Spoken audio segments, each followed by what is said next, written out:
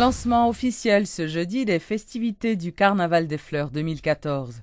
Lors d'un cocktail organisé au Palais national, le président de la République, accompagné entre autres du Comité national de Carnaval, a reçu officiellement les reines qui devront défiler pendant les 3 jours de festivités.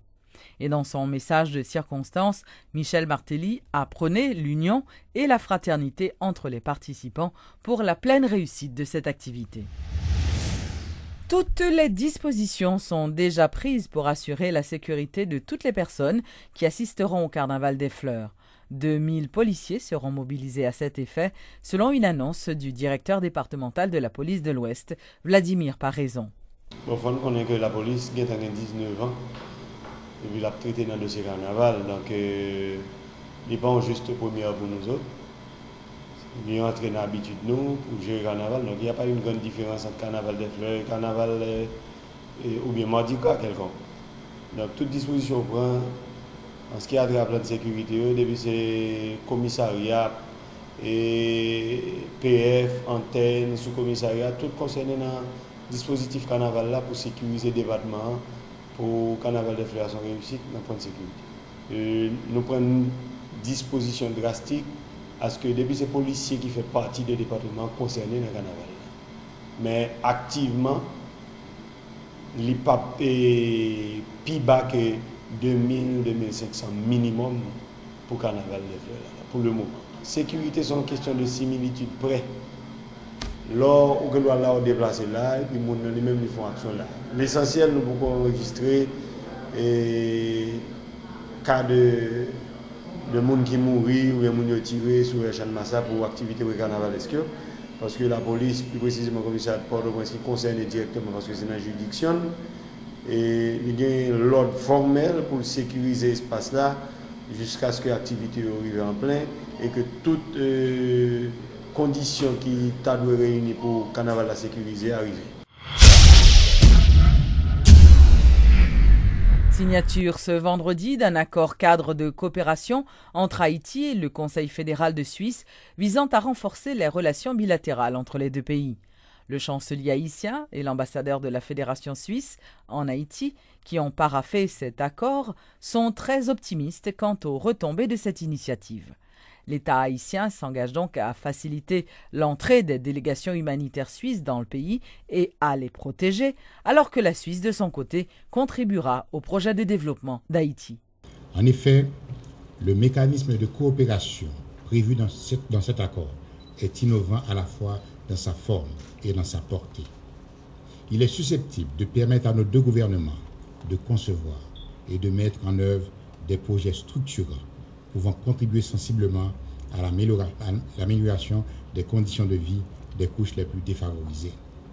Ils visent en fait à faciliter l'accès aux services sociaux de base, en conformité avec les axes prioritaires d'intervention définis dans le plan stratégique de développement d'Haïti, dont l'objectif est de faire de notre pays une nation émergente à l'horizon 2030. Madame l'ambassadeur, depuis l'établissement des relations diplomatiques entre la République d'Haïti et la Confédération suisse, beaucoup d'initiatives ont été prises dans le sens du rapprochement de nos deux peuples et du renforcement des liens d'amitié et de solidarité qui les unissent. On n'a qu'à se réjouir du fait que les interventions de la coopération suisse en Haïti, que ce soit à travers les canaux du gouvernement ou par le biais d'organisations non gouvernementales, touchent des secteurs clés de la vie nationale comme la santé, l'eau et l'assainissement, les logements sociaux et l'agriculture. La solidarité et l'engagement de la Suisse à l'endroit d'Haïti ont été particulièrement remarquables suite au séisme dévastateur du 12 janvier 2010. Votre pays n'a pas ménagé ses efforts pour accompagner le peuple et le gouvernement haïtien. Nous lui en sommes reconnaissants. La reconstruction des infrastructures, la refondation sociale et le développement économique constituent les piliers de l'action de l'actuel gouvernement. Dans cette perspective, le gouvernement souhaite que les interventions de la coopération internationale continuent de s'aligner sur les priorités définies et s'orientent davantage vers l'accompagnement des efforts nationaux de développement d'infrastructures. Une telle approche faciliterait l'attraction d'investissements directs étrangers nécessaires à la croissance économique, à la création d'emplois productifs et au développement durable. Le gouvernement haïtien continue de compter sur le soutien de ses partenaires internationaux, notamment de la Suisse, dans le cadre de la mise en œuvre de ces programmes de développement.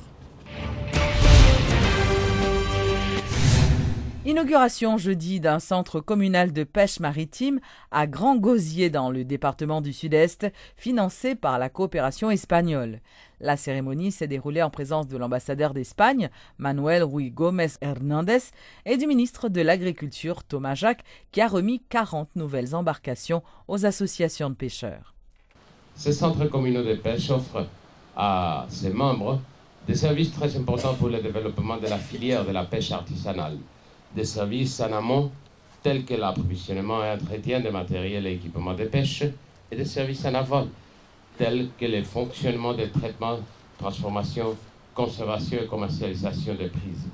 Je tiens à souligner aujourd'hui l'importance d'assurer la rentabilité de l'ensemble des actions entreprises, notamment des centres communaux de pêche maritime. Nous attendons beaucoup de rendements aussi bien économiques que sociaux.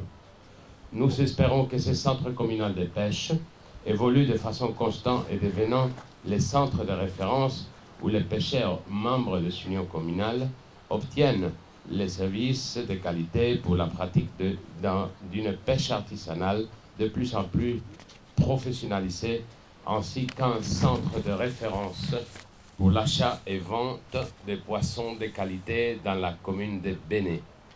Je ne peux qu'espérer que ce centre communal de pêche maritime de Grand Gosier sera une référence en termes de collaboration et de développement économique de la commune. J'effort ça, son effort qui est important que le gouvernement, avec la coopération espagnole, a fait pour permettre que la vie change dans Grand Gosier.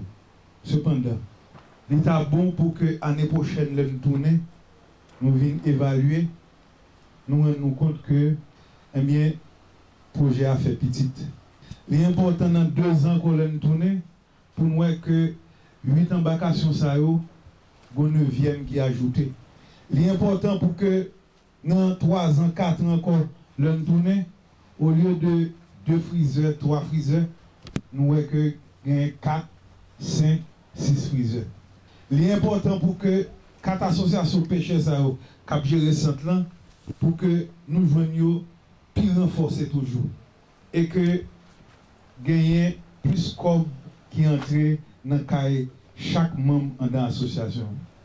Il est important pour que l'on tourne, nous rendons compte que au niveau de gestion, nous avons des cahiers côté toute opération inscrite et que chaque assemblée générale, tout le monde est d'accord que gens nous géré centre.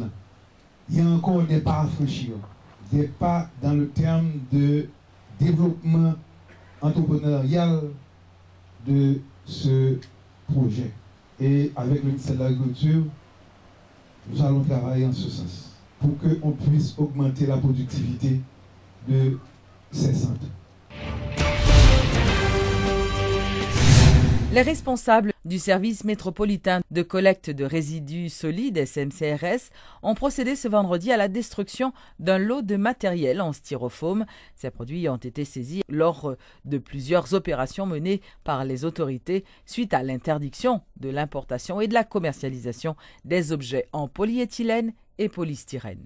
Ça, c'est une démonstration pour montrer que définitivement, question ça, nous ne pouvons pas jouer avec. Nous ne pouvons pas jouer avec. Nous gagnons tout matériel nous disponible qui, à chaque fois que nous saisissons, pour nous le détruire. Donc, le ministère de l'Environnement, avec Brigade là, fait des opérations extraordinaires pendant ce semaine. Question ça, nous ne pouvons pas jouer avec et nous décréter la permanence pour que y a saisi SMCRS a détruit. L'opération ça consiste en qui ça? En brûlure ou en recyclage? Il y a 2 machines disponibles. Nous avons une machine qui peut compacter, qui peut faire pipiti pour brûler.